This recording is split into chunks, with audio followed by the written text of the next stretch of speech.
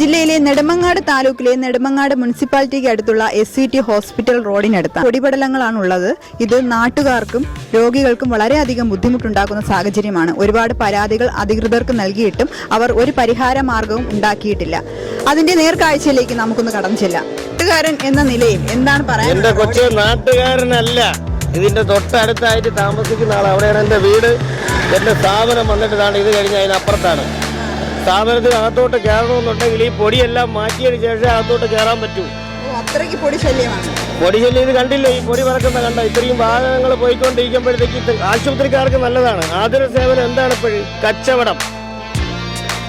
ഇപ്പൊ Thiruvananthapuram medical college അല്ലേ ഇത്? കുട്ടികളെ എന്നൊക്കെ ലക്ഷക്കണക്കിന് രൂപയുടെ പൈസയും വാങ്ങി പഠിപ്പിക്കുന്ന സ്ഥലമാണ്. അപ്പൊ അവർക്ക് കൂടുതൽ രോഗികളെ കിട്ടും.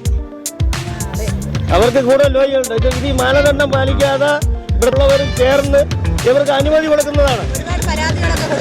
ഞാൻ മുഖ്യമന്ത്രിക്ക് പരാതി കൊടുത്തിട്ടുണ്ട്, പലയിടത്തും കൊടുത്തിട്ടുണ്ട്. ഒരു കാര്യമില്ല. അതായത് ചുരുക്കി പറഞ്ഞാൽ കയ്യൂക്കുള്ളവൻ കാര്യക്കാരൻ എന്നൊരു നിലയിലേക്കാണ് ഇപ്പോൾ പോകുന്ന രീതി. എന്തായാലും ഞങ്ങൾക്ക് ഇതിനൊരു ശാശ്വത പരിഹാരം വേണം. ഇപ്പൊ ബിൽഡിംഗ് മാനദണ്ഡം പാലിക്കുമ്പോൾ ഫ്രണ്ടിൽ ഫെൻസിങ് ചെയ്യണം, ഷീറ്റ് കൊണ്ട് ഫെൻസിങ് ചെയ്യണം. അതേപോലെ നമുക്ക് ഒരിക്കലും 2 കുട്ടികളുള്ളതാണ്. അതേപോലെ തന്നെ ഇവിടെ താമസിക്കുന്ന ഓരോരുത്തരും. പിന്നെ ഇവരെ ഈ മാഫിയെ പേടിച്ച് ഇവരാരും മിണ്ടൂല. ഇവർക്കെല്ലാം പേടി.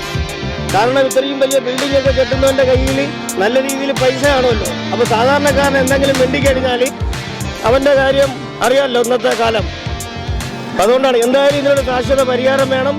ഒരു 5 തവണയെങ്കിലും വെള്ളം അടിക്കാനുള്ള ഒരു നടപടി ഇവിടെ ഉണ്ടാവണം. വിളിച്ചിട്ടുണ്ടായിരുന്നു. ഡെപ്യൂട്ടി കളക്ടർ വിളിച്ചപ്പോൾ പറയുന്നു അത് അങ്ങനെ ഞങ്ങളെ വിളിച്ചിട്ട് കാര്യമല്ല, ഞങ്ങൾക്ക് രേഖാമൂലം പരാതി തരണം, അത് തരണം, ഇത് തരണം എന്നാണ് അവരും പറയുന്നത്. കാരണം ഇവിടെ ഒഴിഞ്ഞു മാറുകയാണല്ലോ നമ്മുടെ ഉദ്യോഗസ്ഥന്മാരുടെ ജോലി. അതോടൊപ്പം പലതവണയായിട്ട് ഇവിടുത്തെ വില്ലേജ് ഓഫീസറെ ഞാൻ വിളിച്ചിരുന്നു. തഹസീൽദാരെ വിളിക്കാൻ പലതവണ വിളിച്ചെങ്കിലും സർക്കാർ പറയുന്ന ഫോണെല്ലാം ആക്റ്റീവാണ്, എപ്പോഴും വിളിക്കാമെന്നാണ് പറയുന്നത്.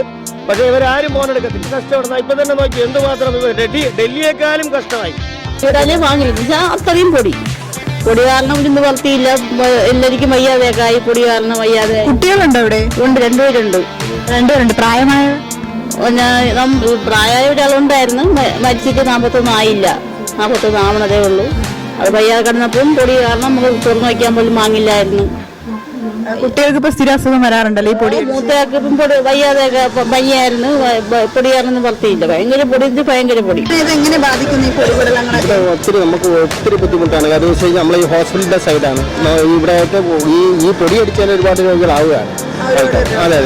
അതുപോലെ ഈ പൊടി എത്രയും പെട്ടെന്ന് അവരൊരു ശാശ്വത പരിഹാരം നമുക്ക് ഉണ്ടാക്കി തരണമെന്നാണ് നമ്മളെല്ലാവരും പറയുന്നത്. കാര്യം നമ്മളിവിടെ വണ്ടി ഓടുന്നതാണ്.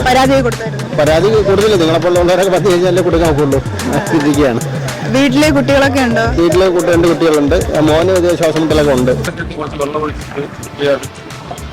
വെള്ളം ഒഴിച്ച് ചെയ്താൽ രാത്രി വൈകിട്ടൊക്കെ ചെയ്താൽ ഈ ഒരു